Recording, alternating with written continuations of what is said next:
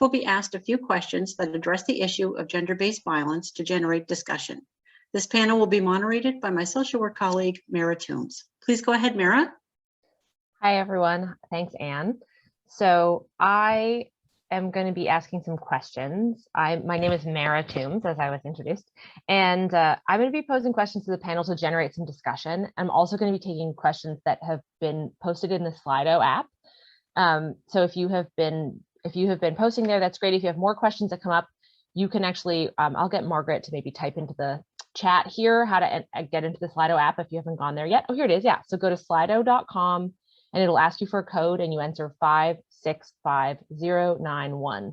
And then it'll bring you to a page where you can type a question if you have one and it'll get sent my way. So that's a great way to engage while we're having this discussion. But first, I have some questions that we prepared for our panelists. So thank you all so much for all the awesome content that you brought our way and all your expertise. It was really, I just appreciated the varied genius on display in terms of your different areas of specialty. And first of all, I want to start with a question that's just quite general. And I want to hear from all of you in terms of what you're seeing recently. Obviously, we're going through a very particular time in Nova Scotia. What are some trends and issues you're seeing in Nova Scotia? It could be pandemic specific, or it could be just in the last few years. I know Shiva mentioned earlier, like some older stats around an increase in police reported gender-based violence, but I don't know what you're seeing in your practice. So is there anything in particular that are trends that any of you want to jump in? I can call on you, but it's easier maybe if maybe I'll just pick someone. Shiva, do you want to start and tell me what you think are some trends in Nova Scotia in the last few years? So some trends that I can talk about, specifically the pandemic, what we've seen a lot is a lot of fluctuations and, really extreme, reports have been out from the beginning of the pandemic that the conditions of the pandemic exacerbates domestic violence. And in Nova Scotia, we had a lot of pressure to present numbers showing that to be the case. What in fact happened for us during the pandemic was that we were seeing a lot of, wildly unpredictable behaviors, if that's the right word, of clients or potential clients. There was a really strong refusal to go into communal shelters, like these kind of dorm type residences, for completely understandable reasons. Like, women didn't know whether to be more scared of what was going on at home or the unknown of what a shelter could offer. So I described a bit at the beginning, the history of how these shelters evolved, as local community based. What I didn't emphasize was that they evolved as secrets. They were secret places. They were not known in a community. They were hidden. They didn't have an address outside saying women's shelter, if you're in danger, come here, right? That would have been against the purpose. So this kind of follows us. Nowadays, these shelters are becoming more known. Some have actually do have that plaque outside and whatever.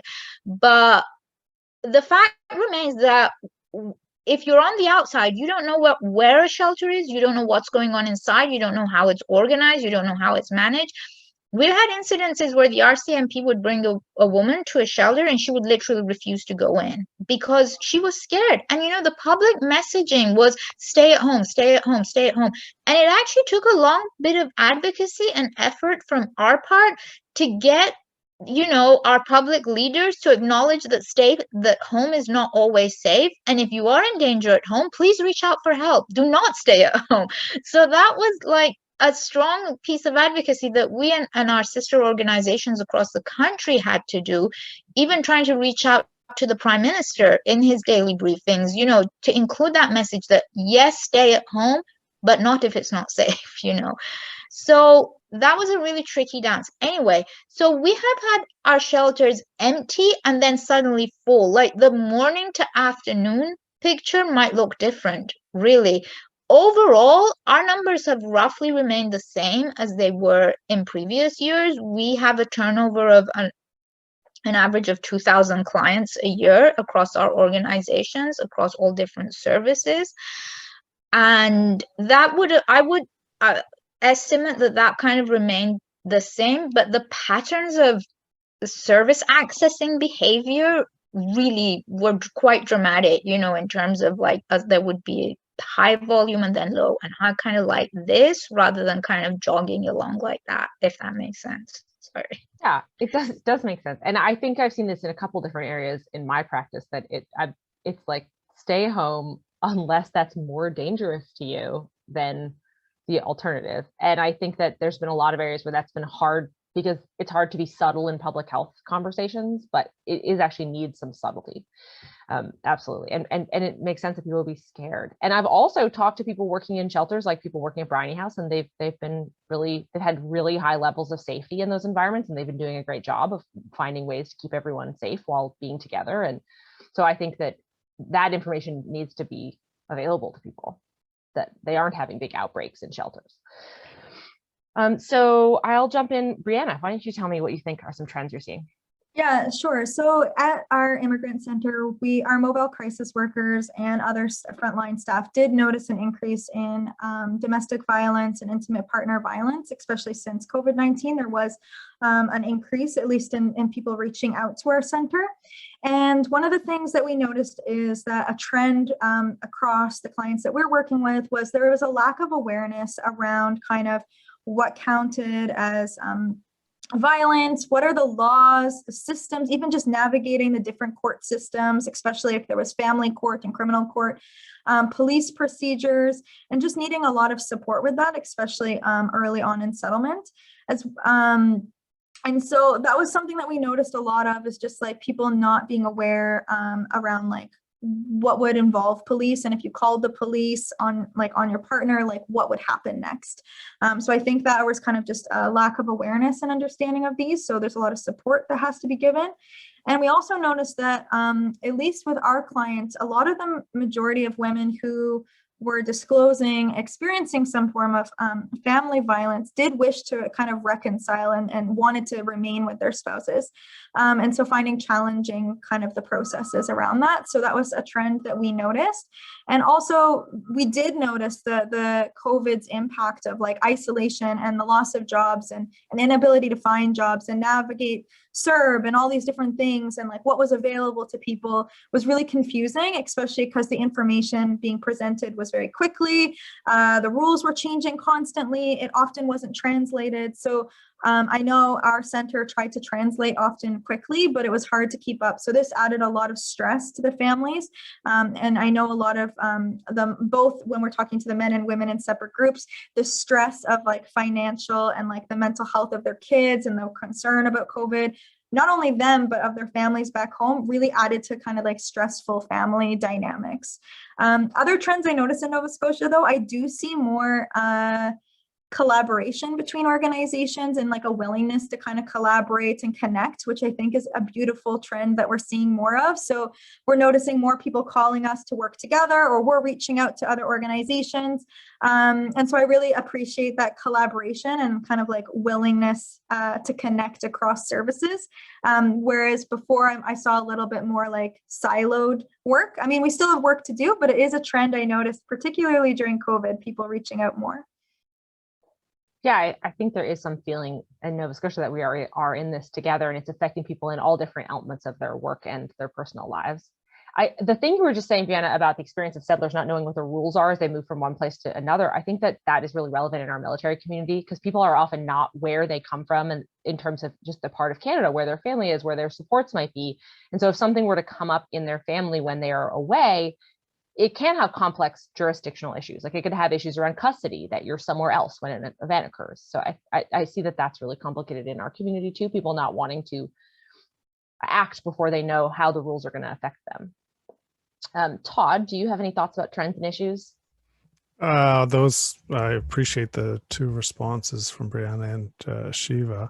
The only thing I would add to that is we in rural Nova Scotia really do recognize the increase in terms of the opioid crisis and how that's impacting in terms of domestic violence. So that that certainly is a real issue, and then how that compounds poverty and issues that stimulate not just domestic violence but violence generally. So those have definitely just in terms of the pandemic been trends that we've watched for sure. Yeah, we're definitely seeing that like uptick in addictions, and then that being a real stimulus for other things to unravel inside of families. Thank you all. Those were great answers and really helpful. So I'm going to go on to the next question, which is, I think it's going to pop up on the screen, but I have them here. There it is. How does the sensitivity of gender-based violence affect our prevention responses? And what does that look like from a cross-cultural perspective? So I would love to hear Brianna from across, and anyone who has any kind of thought about cross-cultural, but I think also just generally like the quality of how we delicately treat issues around domestic violence. How does that feed into how we respond in terms of prevention? Yeah, and I appreciate the question. I think that at our immigrant center, we really try to make sure that we're always coming from, anti-oppressive, trauma-informed, kind of like an intersectional approach, but also cultural humility. So when we're talking about being culturally sensitive, it's really difficult to understand every different culture and religion and everything. So really trying to come at it from like a very humble approach that you won't ever be an expert in all communities. So we really try to focus on how can we build respectful relationships. So most of our work is relationship based and built on trust.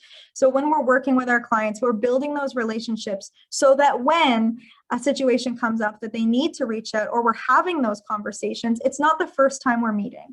It's not the first time we're having those conversations. So we don't often just like have a topic on gender-based violence. We might ease into it through other conversations and in different ways and build that rapport and relationship. So that's kind of like one comment about that. And also trying to like focus on a strength-based approach. So when we're working with newcomers, oftentimes there's like stereotypes and racism and things like that. So really being mindful to come from a strength-based approach. We try to find ways of encouraging our clients to share their own wisdom and approaches and best practices and trying to connect to community leaders and groups from similar cultural backgrounds or linguistic backgrounds is really helpful to kind of like make sure the approach and the way we're talking about it, even the language we're using is accessible. So those are kind of some approaches I think that we try to do. Yeah, sorry, I'll let maybe someone else speak as well. Well, thank you very much, Brianna. I was thinking as you were saying that there's something, again, there's kind of a resonance here for me with our military family community, because there is something about people really wanting to talk to someone who understands their lifestyle and their experiences and sees their lifestyle as having strength and, their family integrity as being something that might be really important to them, even when a situation is really challenging. Can I add one more thing, just one last thing, just around like the sensitivity of like gender-based violence approaches. I do want to just acknowledge that there is research that showed that immigrant populations, when immigrant women particularly share or show signs or share around domestic violence and intimate partner violence, they receive less supports, often because people minimize the violence as being from like a cultural, or maybe it's normal in that culture or religion. So there's interesting research that a lot of people are less likely to reach out to support people who are maybe from different backgrounds because they are suggesting that maybe that's normal in their culture or their religion, which actually is kind of a racist approach because it's suggesting that's like particularly normalized in one. And so there is a lot of research that says that immigrant women particularly often receive less support just because of the minimization and normalization of violence. So it's just something I wanted to. Yeah, I think that's it. Oh, that's such an intense example of how an attempt to be sensitive ends up actually coming from a place that's completely racist and complexly problematic. But someone's thinking like, oh, I think I understand your culture. And it's like, human beings need to be safe. Women need to be safe. People need to be safe. Like that's universal. Did anyone want to jump in there with a thought about that subject? You don't all have to answer every question too. If there's one, if you're inspired to jump in. Otherwise, I have one for, oh yeah, okay. Actually, I'm going to pause on question number 3. I've got one for Todd specifically that came from an audience question. I'm going to get all the rest of the audience questions later, but I just wanted to get this one in here. Todd, there was a question about voluntary versus mandated work with families. And has your work with families been, either in a military or civilian context been more often mandated or voluntary? And if people are moving through this process you were talking about around like phase 1, phase 2, phase 3, is there kind of a timeline around that? There was Yeah, someone specifically wondering that. those are great questions. It's pretty common for people for the initial referral is for the person who may have done severe harm in the relationship and for them to be mandated into that conversation, either in the military context by an employer, or it could be through child protection or probation. And part of that phase one work is, I mean, there's lots of reasons why people don't want to be there when they're ashamed, they're scared, they're embarrassed, they feel entitled. There's lots of different things going on. And so part of that phase one work with that person is working to help them find out why they might want to stop their violence themselves, why they might want to stop the abuse themselves. So we do a lot of talking or about abuse. I'll do about why would they want to go on this journey of taking responsibility for their choices. So we do a lot of groundwork around people's own values and ethics, the kind of, if it's a father, the kind of father he wants to be, or the partner she wants to be, or whoever it is. So that is part of that work, often moving people from being mandated to be there on the basis of other people's values to actually wanting to be there themselves on the basis of their own values. So that's an important part of phase one. And in terms of the other one, in terms of just how long it actually takes to move through the phases, it really depends on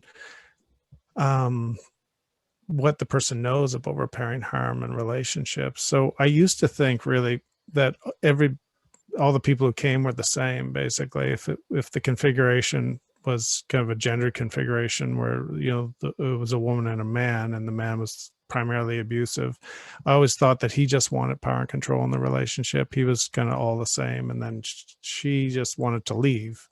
And, just over the years, as we became better listeners to the people that we're talking to, we just thought that there was lots of complexity.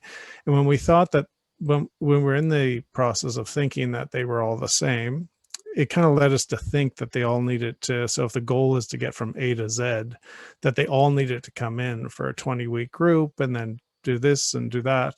And then they would be in a position where they could, stop violence and maybe open up conversations with the other party. But what we realize now is not everybody is the same, of course. Some people are coming in at A and they need to get to Z. And that, might take 12 months for somebody to move through phase one and phase two. But some people are coming in at M and some people are coming in at W. And so they could actually move quite quickly through that phase one. They already feel safe. They already feel empowered in the relationship, both parties. They already have a sense of how to repair harm, in ways that don't create more harm, both when they've been harmed and when they've harmed others. And they're ready to move into that phase three quite quickly. So it really is just different depending on, who the people are. And of course, again, just to underscore, some people don't move out of phase one or phase two, and it doesn't happen. But a lot of people do move into phase three, even when they start and they're mandated to be there. That is the work of phase one.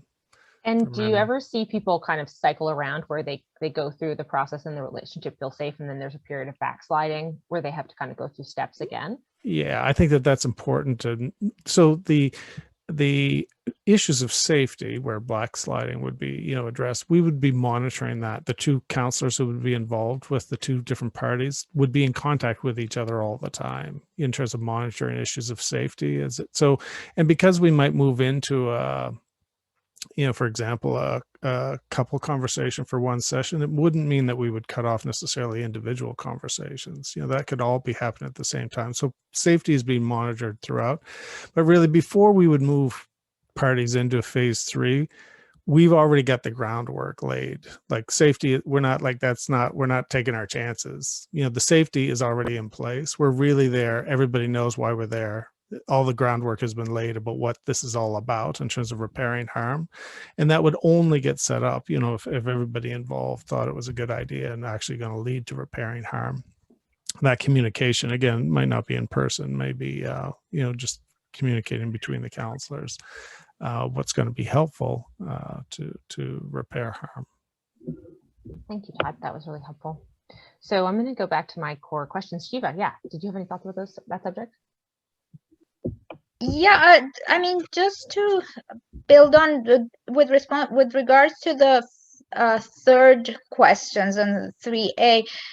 So I just wanted to reconfirm that we will be able to share resources that we were showing on screen with the organizers, and that can be distributed among the participants. So there will be like a list of available resources and so on. I do have to highlight that at least for the women's shelters that I work with, and the transition house organizations, they're open, they operate with government funding under Nova Scotia Human Rights Commission. They don't discriminate against military or non-military families. Anybody can reach out for help. So they don't offer, as far as I know, they won't be offering specific support for military families, but certainly military families can reach out for available assistance and referral and so on. And so I just wanted to address that. And then there were two questions in the Slido that caught my attention. I don't know if this is an appropriate time. I think I'm gonna come if I don't come to them, can you bring us back around? Because I have a bunch of them written down in order. Okay. And so, yeah, there's some really good questions in the Slido, and I really want to get into them for sure. So definitely what you just said, Shiva, that part of what we wanted to talk about was just like, what are some general types of support that exist in Nova Scotia? Because of course, part of the reason why it's where we are matters maybe to military families is people might be moving to different locations and not know what's available here. But also and want to be able to tell the people around them that might need support what's available. And then there are military specific supports that we want to highlight as well. So yeah, if anyone wants to talk to kind of what are some general types of support that are available in case anyone has their own situation or a friend that they want to give advice to, what are some kind of basic types of support that are here? Shiva, did you want to take that? Well, this kind of builds into actually the question on the Slido that I wanted to address, and the kind of resources and supports that are offered by transition house organizations. So I talked a lot about the shelter and the communal aspect as the living and basic necessities 24/7. We do also run crisis lines. So those are lines which are open 24/7, again, for anybody, regardless of their occupational or professional background. They can reach out for support. They're toll free. They exist in all the different jurisdictions, all those different zones that I had up in my presentation. So each of our organizations has their own 24/7 crisis line. And then there's also the provincial line, which, as mentioned, anybody can text or call for support, not even for themselves, but for someone that they are concerned might be experiencing violence, and they just want to sound out ideas about how to approach it.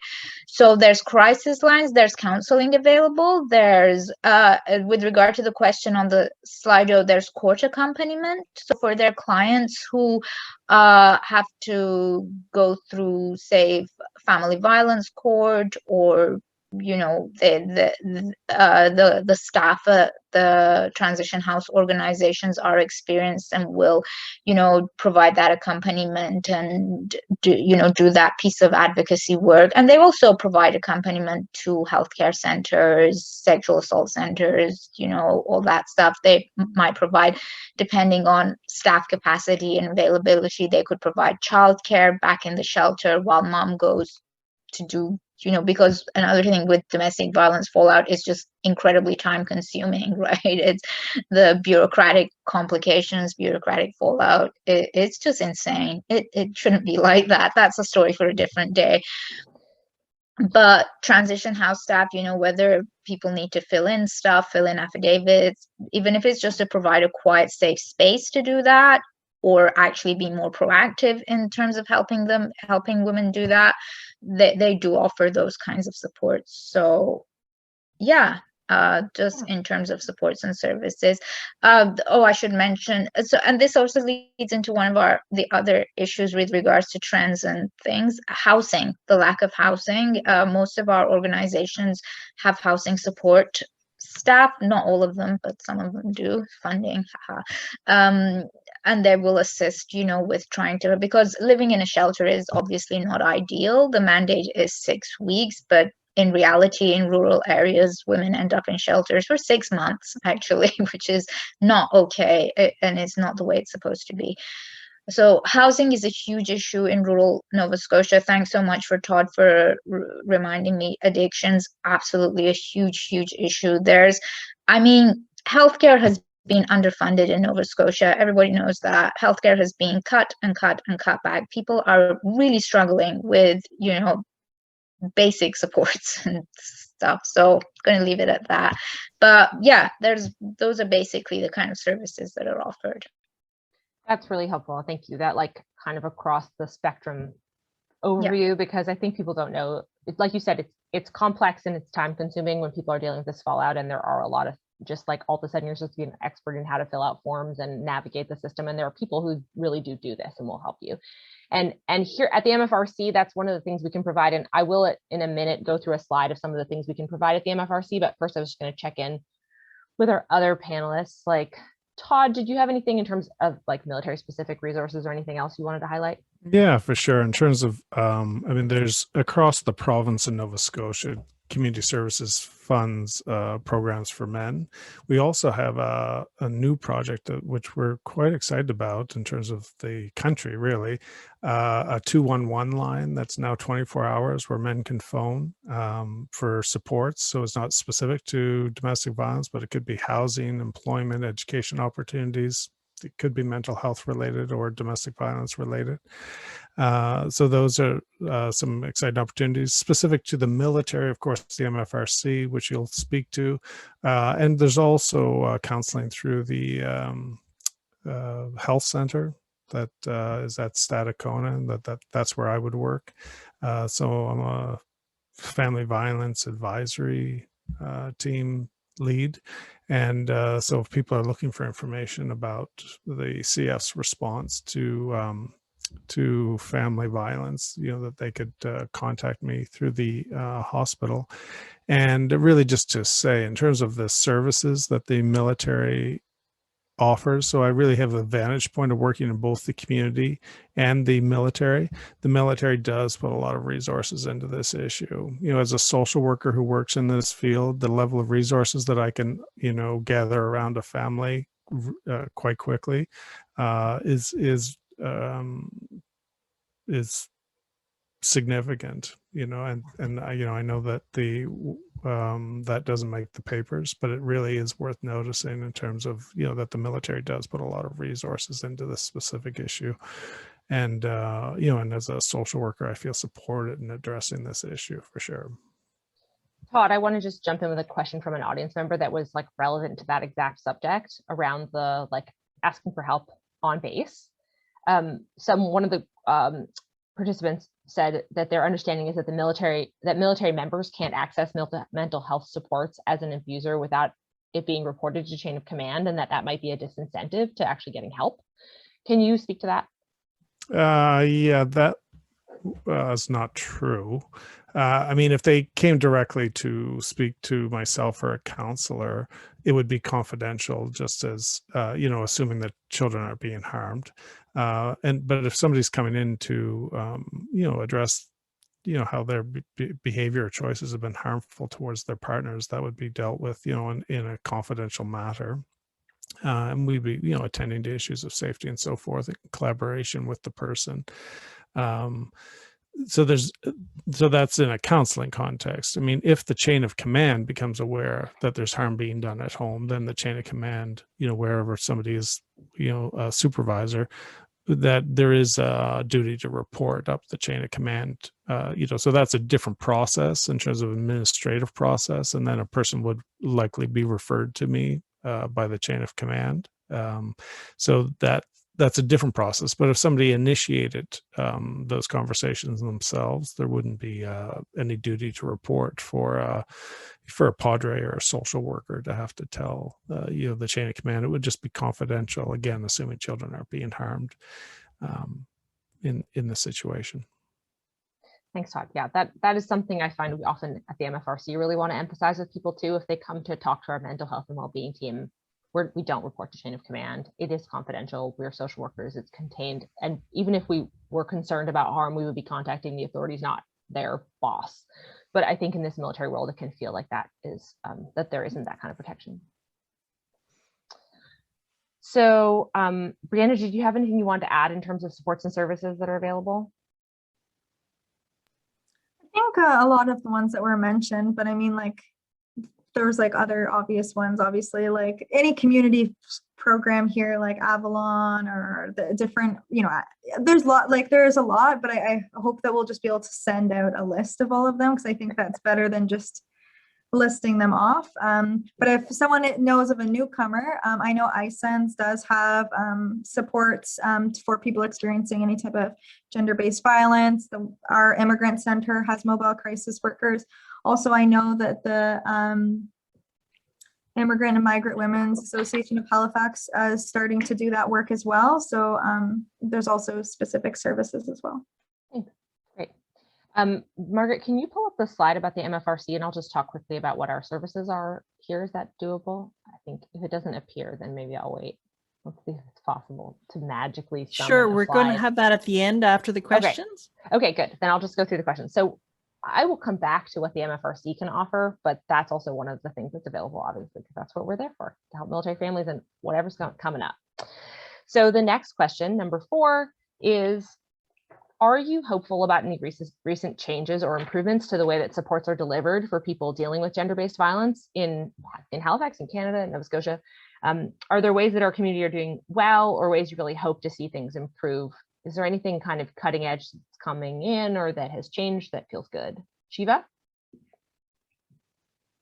So I would like to kick this question off by saying certainly the pandemic was a moment for domestic violence, and it's absolutely sad that it had to take a global pandemic for governments and media to pay attention to what we all knew in the sector that is happening.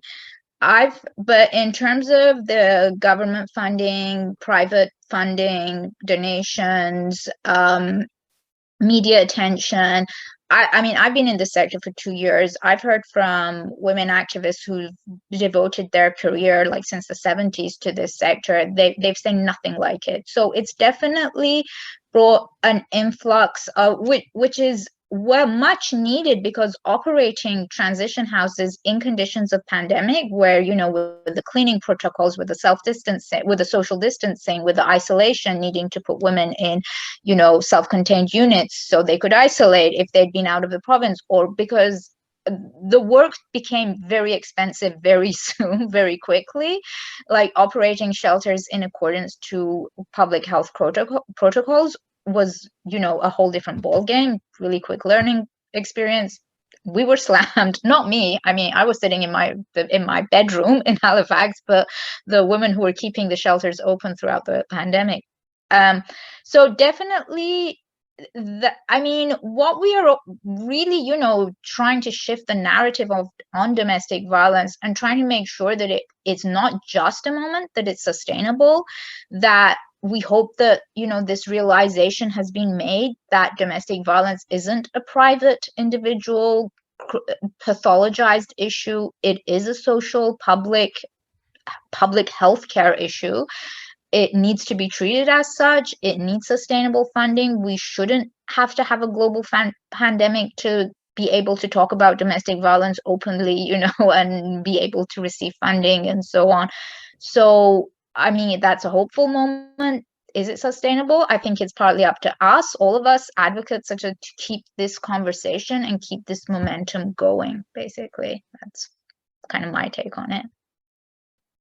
Thanks, Shiva. Yeah, we're definitely seeing that heightened awareness and intensification of the kind of spotlight on this issue. And I also have great hopes that it's going to create sustainable change. Todd, did you want to jump in on that one?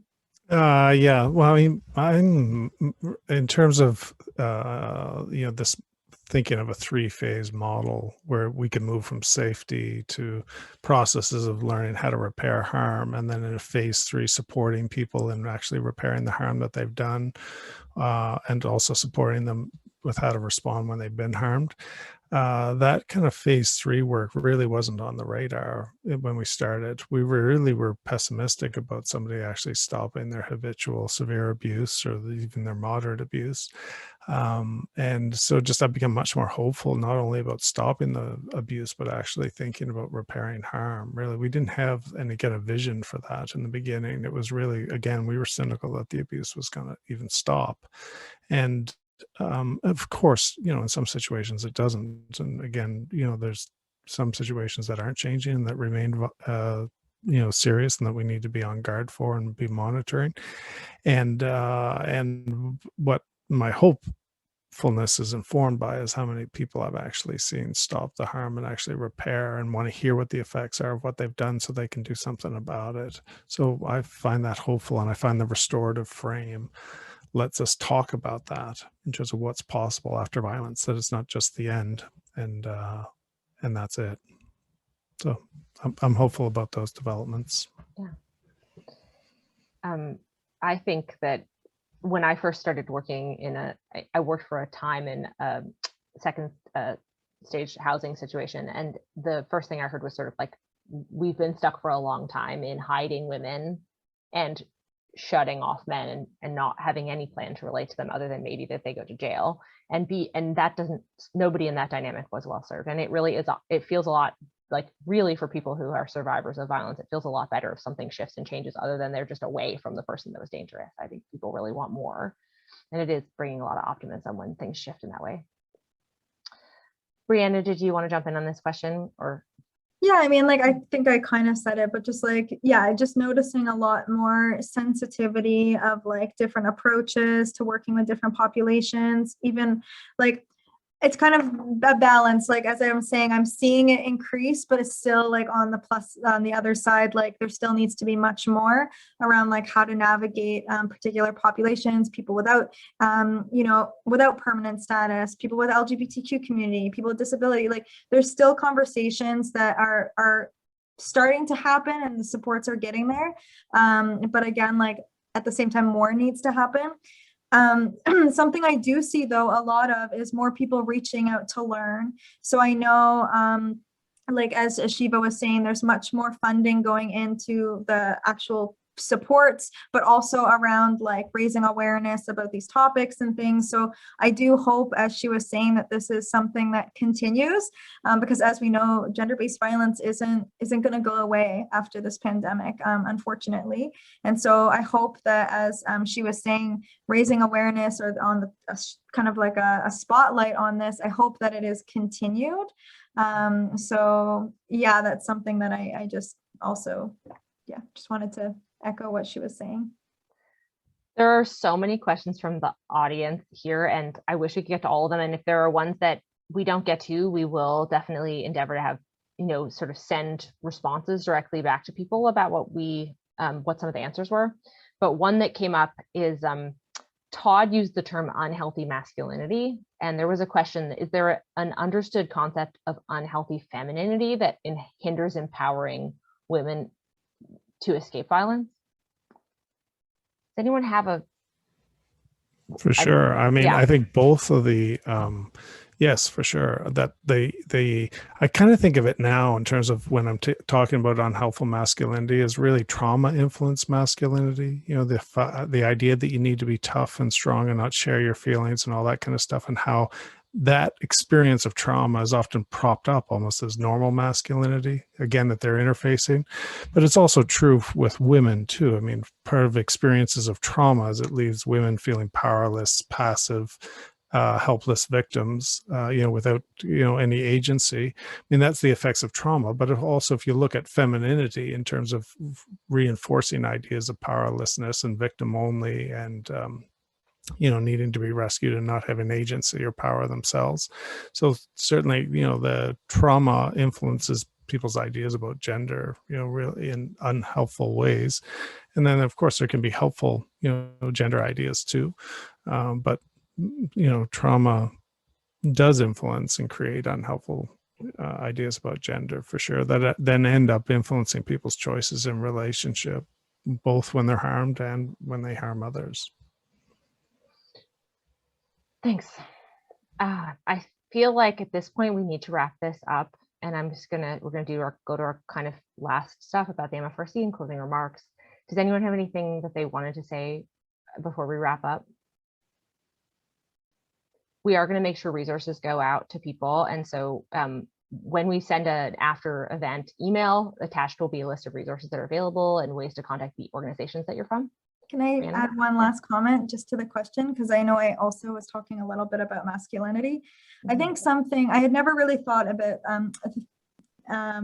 femininity, but the reason that I focus, I think, a lot around talking about either toxic or unhealthy or whatever the term you want to use, masculinity, is connecting, if we really think about patriarchy and kind of like systems of power and privilege and oppression, this kind of is directly rooted in a lot of like power dynamics. So I think that in our work, at least, we do focus a lot on kind of that like toxic or unhealthy masculinity, because we're recognizing kind of the systems of oppression and patriarchy that are kind of contributing factors, I guess, to gender-based violence. So whereas like I haven't really looked as much around the I've never heard of unhealthy femininity, so it's an interesting question, and I don't know necessarily how I would think about that yet, but I know the reason of this is just because it's a recognizing of that kind of power dynamic and kind of systems of oppression at play. So just wanted to add that. I think that's really good too, in terms of the first stage Todd was talking about, just like establishing safety so that we can do our own work first of all to figure out what's going on before it's about the other person, right? Sort of we're getting into a place where we can even start to look at it, all the unhealthy ways in which we've been affected. So I appreciate all the questions. There was one more quick question that I just wanted to ask if anyone would address, because it feels really important, and somebody just chatted it back to me, which is, what is the best way to start a discussion with someone in your life if you start to think that there's gender-based violence taking place? So do you have one tip for opening up a conversation with someone that you're worried about?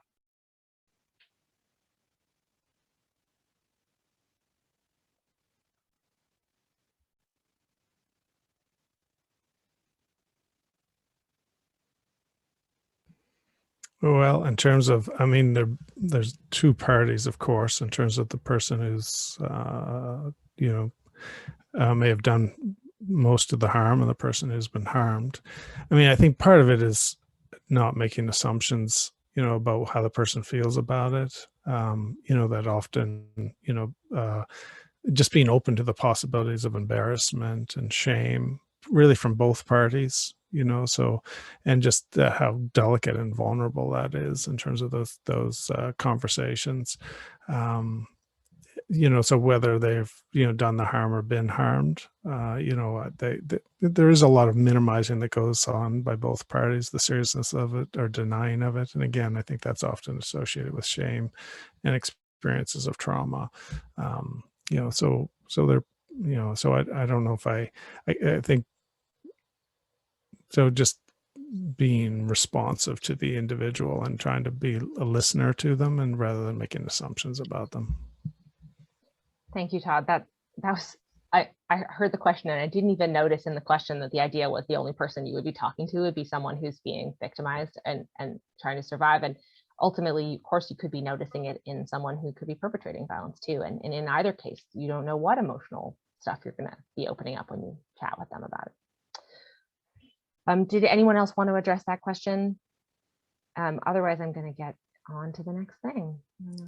So yeah, I just wanted to offer a different perspective. Sorry, I just wanted to offer a different perspective to what Todd said. As somebody who doesn't work frontline with either victims or perpetrators, but is kind of tangential, well, involved in a different advocacy kind of administrative level with this work, I actually get this question a fair amount, and it can be quite disconcerting too.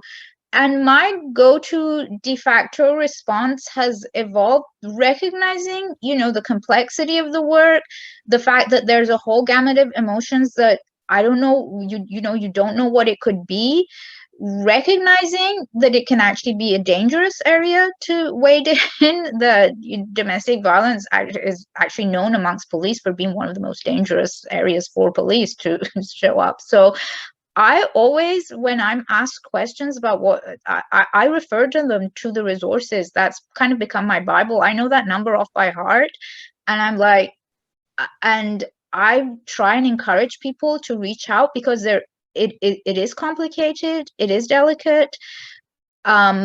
There are absolutely appropriate ways and inappropriate ways to talk about it, and there are suitable ways and not so suitable ways to talk about it. There's shame, there's anger, there's hostility, there's defensiveness, there's all sorts of negative emotions, which I, as a bystander, might not be completely equipped. In fact, I'm not actually equipped to deal with if it's like thrown at me at the end of the meeting. It's happened, like, oh, by the way, like, did you know, like, well, yes, please, there are resources available, and I have found that to be very useful. So please use those resources. They're there, they're funded by the government for people to uptake. They look at the statistics and monitor them to see how much they are being uptaken, whether they should continue funding them or not. So if you have doubts, if you want to talk to somebody, there are trained people who are able to do that with you. So yeah, that's kind of been my go-to. So even if you're not the person experiencing it yourself, you can call those numbers and you can ask for advice, or you can 100%. Yeah, and you absolutely. Yeah, that's yes.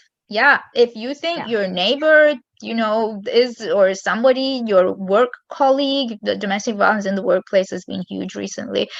Yes, call and get advice and flag attention, but and as we keep repeating, the resources are there to be used by the members of the public. So yeah, I think if we know what's out there, we can also encourage, if someone is having a hard time, that they can reach out. You don't necessarily have to say what you think they're having a hard time with. You can encourage them to contact, the supports that exist for them. Absolutely. Yes. Brianna, were you jumping in there? I wasn't sure. No, I agree completely with what she was saying, just around being like very sensitive, because as she was saying, there is definitely like best practices and things that can be harmful. So I think that if you're trying to initiate the conversation, I think, as she was saying, like, really try to learn and maybe like connect with an organization or to learn about like how to start those conversations, how to judge if it's safe to start those conversations. But again, like, I mean, yeah, and I think just being really, really sensitive that oftentimes when people get approached, they can potentially be defensive as well. And so, so yeah, I think connecting with services and supports that can coach someone in that is like definitely the best. Yeah. But if you can't, for some reason, I do think just not naming something necessarily, and just like if there's a specific thing that's just happened and you witnessed it, to just like acknowledge something that you like, oh, I noticed that, or I just saw this happen, or just to check in with someone, and instead of saying like, oh, is this happening, or you to not assume what's the situation or what they want to label it or not, and just you can mention things that you saw. I think that's okay. And if they choose to elaborate on it, they will, and if they don't, I think that's also maybe when you can reach out to someone else as well. Thanks, Brianna. Thanks, everyone. I know we're almost at time, but I want to just add, that is so true, that the stigma around domestic violence, the shame and all that Todd and Brianna have been talking about, what I've heard from our shelters is that women in many occasions prefer to present themselves as homeless rather than saying that they're experiencing violence at home. Like, no, and maybe it's the pressure of having Instagram perfect lives or whatever, but really people don't want to talk about it, don't want to acknowledge it, don't want to say it's happening. So women would rather access support, and it can be problematic from the organizational aspect, because when you think about mandates, and some shelters are mandated to help people with homelessness issues and other with violence, and where, because of this stigma and because of this shame, we have women, and again, that's where the expertise and the experience comes in, where women who are trained and have the experience to work with them and try and find the root, like they know that if somebody is there because of violence or because of homelessness, but that's what sometimes women will say, you know, I just don't have a place to stay. I don't have a home. I'm homeless. They would actually rather say that than acknowledge that there's violence in the household. So just putting that out there. That is actually a perfect segue to talking about our services at the MFRC, because definitely we're willing to just talk to people about their stress. And sometimes it turns out that that's a way for them to start to talk about what's going on, or whatever the door is that lets people feel like they can reach out. So here we are. I'm just going to talk a little bit about the MFRC for a second. The MFRC can offer military families support and services to help them cope with issues of violence. To access supports from the mental health and well-being team, families can call our main number, which is up on the screen. It's 902-427-7788, and ask to speak to the intake worker. The intake worker will complete an intake where they will ask some questions about the issues that are going on and what you would like support with, and then refer you to a family well-being counselor. All our supports and services are free and confidential, and we very rarely have any kind of wait time. We never share any of our information with any family members, the CAF, or chain of command. So we are a confidential, no cost, quickly accessible service in our community here. So please reach out to us. Once again, 902-427-7788.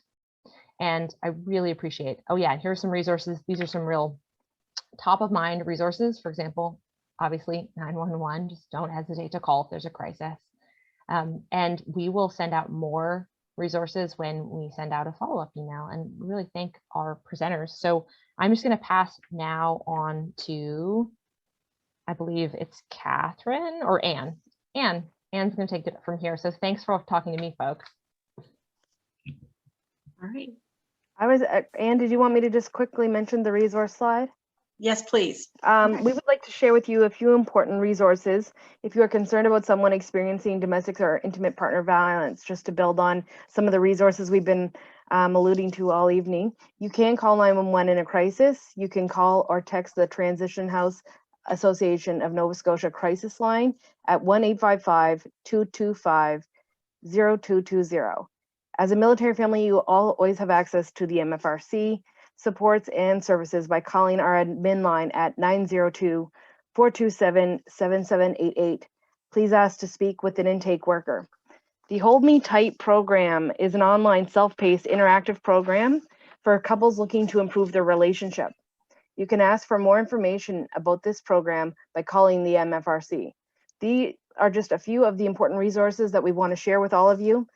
In the after session email to participants, we will be sending out all of this information to you, as well as other links to resources from our presenters. So we'd like to take this opportunity to sincerely thank everyone who's attended this evening for your time and interest in tonight's topics and panel discussion. We would specifically like to thank our wonderful presenters, Todd, Brianna, and Shiva, for your informative presentations and your valuable contributions to the panel discussion. Thank you so very much.